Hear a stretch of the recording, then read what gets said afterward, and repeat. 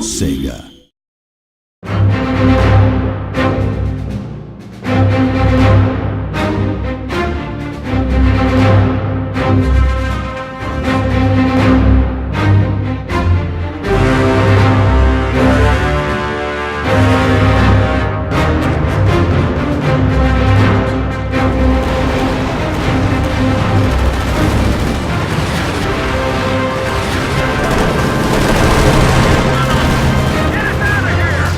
We're at the Belgian Army barracks in Bastogne, where General McAuliffe coordinated the US Army during the Battle of the Bulge in World War II for a world-exclusive press event for Company of Heroes 2, Ardennes Assault.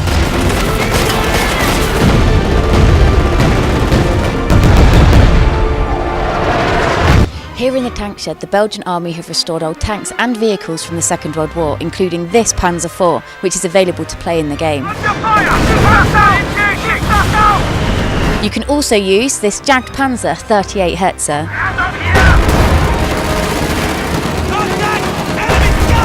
Or this half-track. Or this M5A1 Stuart.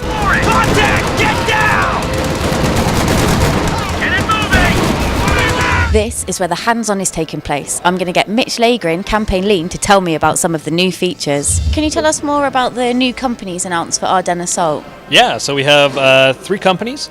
The Airborne, Mechanized, and Support. The Airborne, Able Company, is obviously based on the airborne troops. They're designed to be a really flexible force that can react to frontline situations. They have a lot of air support abilities, things like strafing runs, being able to call in paratroopers, sort of fast, flexible, hard-hitting troop that really allows the players to react to the situation at hand.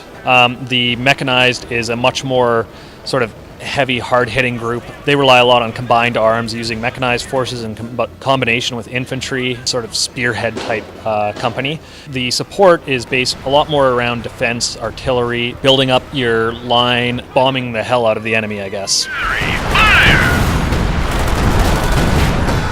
Campaign it's more sort of driven by player choices in this game. Can you just give us a little insight into what choices the players get to make? Yeah, so there's a lot of openness to the amount of choices we've given the players.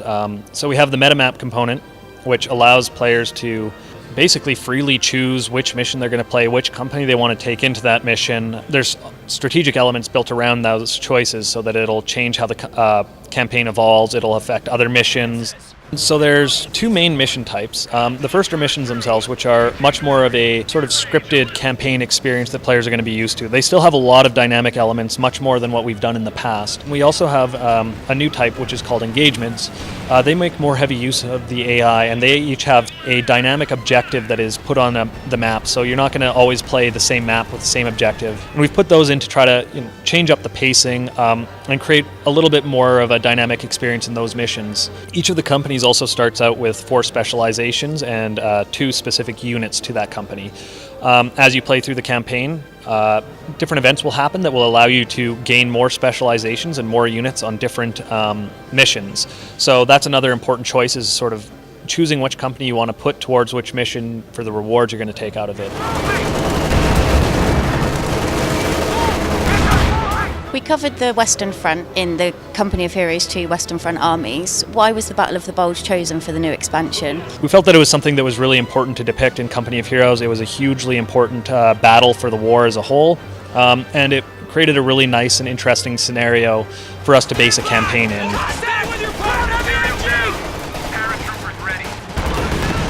Thanks, Mitch. Company of Heroes 2 Ardennes Assault is out on the 18th of November for PC.